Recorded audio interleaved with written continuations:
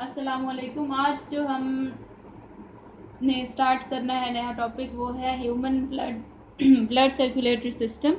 और इसमें हमने आर्टीरियल सिस्टम और वेनस सिस्टम पढ़ना है, मतलब कौन कौन सी आर्टरीज बॉडी में कहाँ पे किस ऑर्गन के साथ कनेक्टेड है, और इसी तरह से कि कौन सी वेन्स कहाँ पे बॉडी में प्रेजेंट है और किस तरह से उनका हार्ट के साथ कनेक्शन है।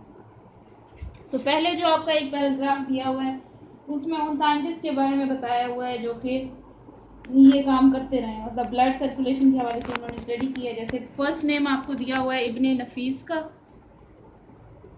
इब्ने नफीस वो साइंटिस्ट हैं जिन्होंने ब्लड सर्कुलेशन को स्टडी किया, मतलब ब्लड का जो पाथवे है, जिस रास्ते से ब्लड की मूवमेंट है हमारी बॉडी में, कौन कौन से पाथ से मूव करके ब्लड सर्कुलेट करता है, ब्लड पाथवे इन्होंने सर्कुलेशन का पाथवे इन्होंने डिस्कवर किया। ठीक है, इस पे इन्होंने स्टडी किया। इसके साथ ही एक और साइंटिस्ट हैं, इनका नाम है विलियम हार्वे। विलियम हार्वे ने क्या किया है, इन्होंने पंपिंग एक्शन ऑफ हार्ट के हार्ट की पंपिंग किस तरह से होती है, जो हमने पीछे पढ़ लिया है कि हार्ट का पंपिंग मैकेनिज्म क्या है, उसमें किस तरह कौन कौन सी चीज़ें शामिल हैं, वो इन्होंने स्टडी की हैं। साथ ही इन्होंने ब्लड पाथवे भी स्टडी किया है मेजर आर्टरीज और वेन्स में। जो मेजर आर्टरीज और वेन्स हैं जैसे सुपीरियर इंफीरियर वेना केवा और एओर्टा, और मेजर जो आर्टरीज हैं इनमें इन्होंने ब्लड पाथवे भी स्टडी किया है।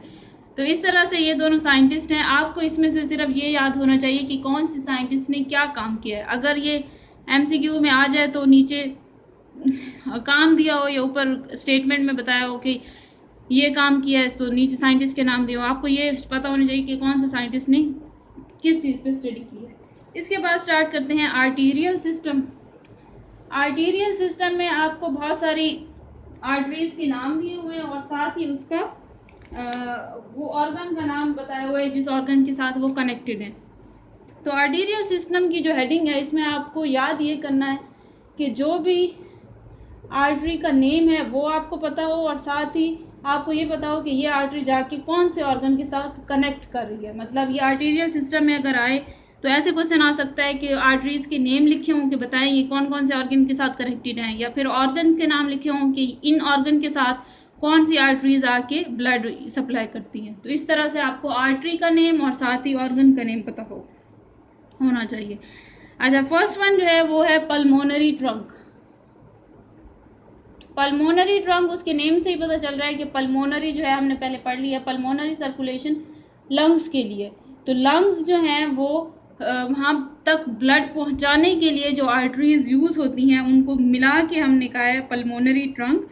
और पल्मोनरी ट्रंक जो है वो कहाँ से इमर्ज होता है, ये राइट वेंट्रिकल से निकलता है। जैसे कि हमने पढ़ा था कि राइट वेंट्रिकल में एक वॉल्व होता है जिसे हम कहते हैं पल्मोनरी सेमिल्यूनर वॉल्व, वहाँ से ये पल्मोनरी ट्रंक इमर्ज होता है और फिर ये दो हिस्सों में डिवाइड हो जाता है। एक है राइट पल्मोनरी आर्टरी और एक है left pulmonary artery. Right pulmonary artery, ठीक है, और एक है लेफ्ट पल्मोनरी आर्टरी। ये दोनों जब डिवाइड हो जाएंगे, इन दोनों में इसकी डिवीजन होगी, तो ये दोनों जाके अलग अलग राइट और लेफ्ट लंग्स की तरफ जाएंगे और वहाँ पे डीऑक्सीजनेटेड ब्लड लेके जाएंगे। इनका काम सिर्फ यही है कि हार्ट से डीऑक्सीजनेटेड ब्लड लेके राइट लंग की तरफ और लेफ्ट लंग की तरफ लेके जाएं, और right pulmonary artery right lung की तरफ जाएगी, left pulmonary artery left lung की तरफ ब्लड को लेके जाएगी।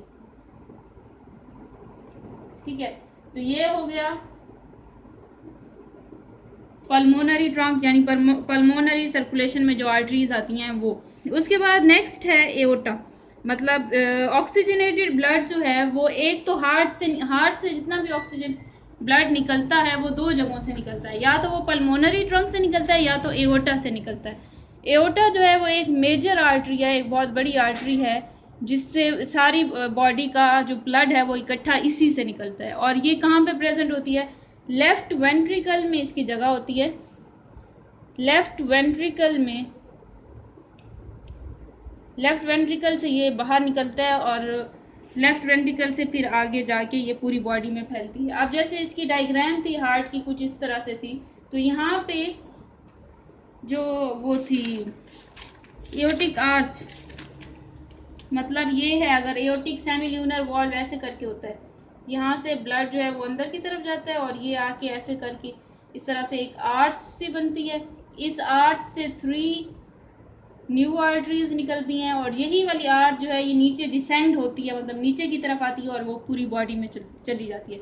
मतलब बॉडी से कैसे होगा कि ब्लड जो है वो यहाँ से एंटर हुआ, इस एओर्टिक सेमिल्यूनर वॉल्व में ब्लड जो है वो यहाँ से एंटर हुआ, ठीक है। ब्लड यहाँ पे आया, इसने ये जो एओर्टिक आर्च है, ये जो कर्व है इसे कहते हैं एओर्टिक आर्च, यहाँ से ब्लड जो है वो ऊपर की तरफ जाएगा, मतलब शोल्डर की तरफ और अपर बॉडी पार्ट्स की तरफ, और ये वाली एओर्टिक आर्च नीचे की तरफ आएगी, डिसेंड करेगी, उससे वो नीचे वाली बॉडी की तरफ सारा ब्लड आएगा।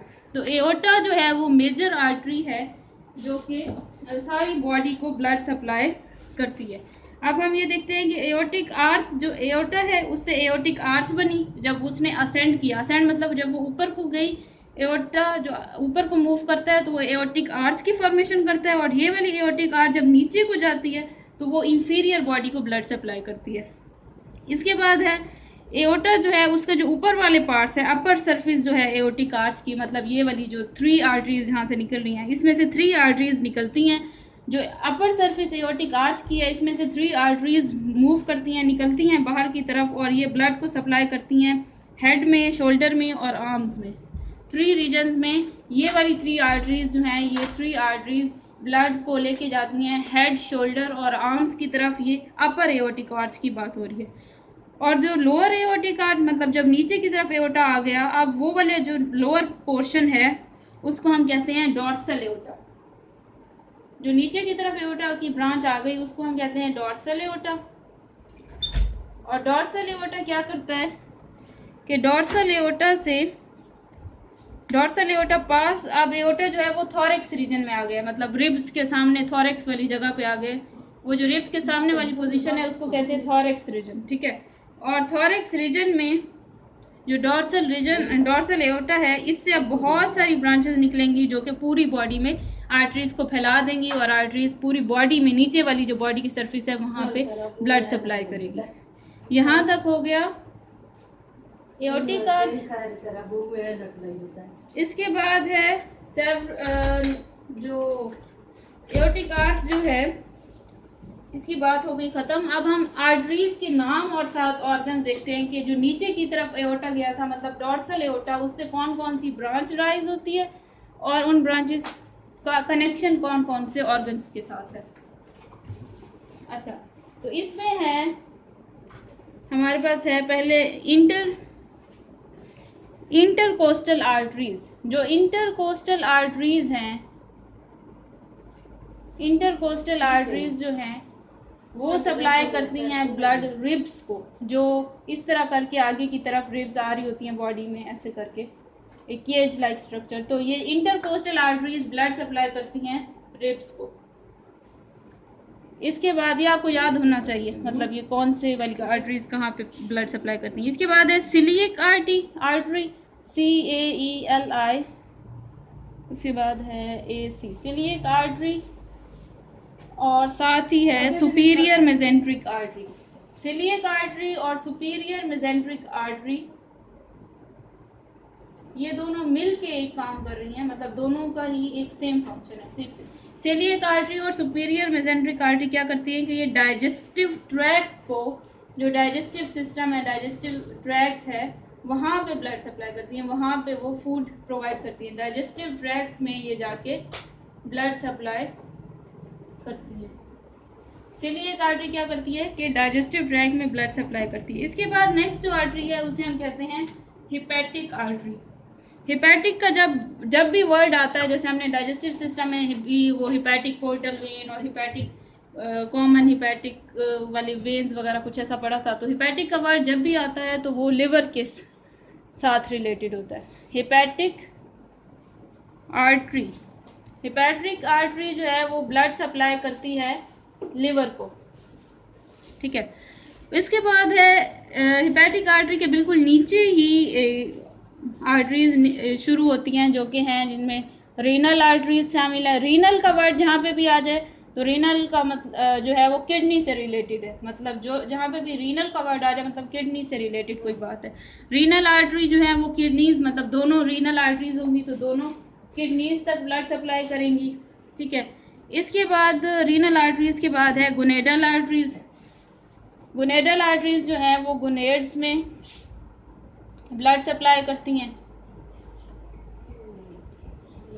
साथ ही यहाँ पे गोनेडल आर्टरीज के बिल्कुल नीचे एक और आर्टरी है जिसे हम कहते हैं इंफीरियर मेजेंट्रिक आर्टरी। ऊपर हमने पढ़ी थी सुपीरियर मेजेंट्रिक आर्टरी, वो डाइजेस्टिव ट्रैक्ट की तरफ थी। अब जो इंफीरियर मेजेंट्रिक आर्टरी है, इंफीरियर मेजेंट्रिक आर्टरी, जो इंफीरियर मेजेंट्रिक आर्टरी है ये ब्लड सप्लाई करेगी लार्ज इंटेस्टाइन को और रेक्टम को। रेक्टम भी लार्ज इंटेस्टाइन का ही पार्ट है, तो हम इसको ऐसे लिखते हैं कि लार्ज इंटेस्टाइन और रेक्टम, इन दोनों जगहों पे ये ब्लड सप्लाई होगा। जो सुपीरियर और सिलियक आर्टरी और सुपीरियर मेजेंट्रिक आर्टरीज जो हैं वो ब्लड सप्लाई करती हैं डाइजेस्टिव ट्रैक्ट को, मतलब सारे डाइजेस्टिव ट्रैक्ट का वो मेजर पोर्शन में वो ब्लड सप्लाई कर लेती हैं। लेकिन लार्ज इंटेस्टाइन और जो रेक्टम का रीजन है वहाँ पे ब्लड सप्लाई करेगी इंफीरियर मेजेंट्रिक आर्टरीज। इसके बाद है नेक्स्ट है एओर्टा, जो है वो डिवाइड होता है दो, in the aorta divides into two common iliac arteries. दो इलियक आर्टरीज में वो डिवाइड होता है। एओर्टा जो है उससे डिवीजन होती है कॉमन इलियक आर्टरीज, मतलब कॉमन, उसका नाम ही ऐसे कॉमन इलियक आर्टरीज, ये उसकी डिवीजन हो गई। अब ये जो कॉमन इलियक आर्टरीज हैं इनमें से हर एक, ये दो आर्टरीज हैं इस तरह की, तो इनमें से हर एक की डिवीजन होगी फर्दर और हर एक दो तरह की आर्टरीज में डिवाइड हो जाएगा। मतलब 2 कॉमन इलियक आर्टरीज है और हर कॉमन इलियक आर्टरी में आगे 2 ब्रांचेस हैं। एक है internal iliac artery, internal iliac artery, और एक है एक्सटर्नल इलियक आर्टरी, ठीक है। इंटरनल इलियक आर्टरी और एक्सटर्नल इलियक आर्टरी। जो एक्सटर्नल इलियक आर्टरी है वो जब नीचे की तरफ मूव करती है टांगों की तरफ, जब ये थाई रीजन में पहुंचती है, अपर थाई रीजन में, तो हम इसे कह देते हैं फेमोरल आर्टरी। फेमोरल आर्टरी इसको इस वजह से कहते हैं क्योंकि हमारी जो लेग है उसकी जो अपर थाई है वहाँ पे जो बोन होती है उसे फीमर बोन कहते हैं, मतलब फीमर से वो फेमोरल आर्टरी बन गई। और जो इंटीरियर और ये जो है फेमोरल आर्टरी ये फर्दर जाएगी थाई की तरफ, नी और ये एंकल और मतलब पाँव की तरफ, ये आर्टरीज आगे फर्दर डिवाइड होगी और वहाँ पे जाके ये ब्लड सप्लाई करेंगे। तो इस तरह से ये है आर्टीरियल सिस्टम की डिवीजन है कि आर्टरीज किस तरह से डिवाइड हुई हैं पूरी बॉडी में। इसके अलावा एक और भी चीज़ है कि हमारा हार्ट जो है उसके अंदर हमेशा ब्लड होता है, मतलब हार्ट के अंदर ब्लड होता है, लेकिन उसे कोई फ़ायदा मतलब नहीं होता इस तरह से कि उसको फूड नहीं मिलता। तो हार्ट को जो फूड सप्लाई होता है वो कोरोनरी सर्कुलेशन से होता है। कोरोनरी सर्कुलेशन क्या है कि कोरोनरी आर्टरीज होती हैं, ठीक है।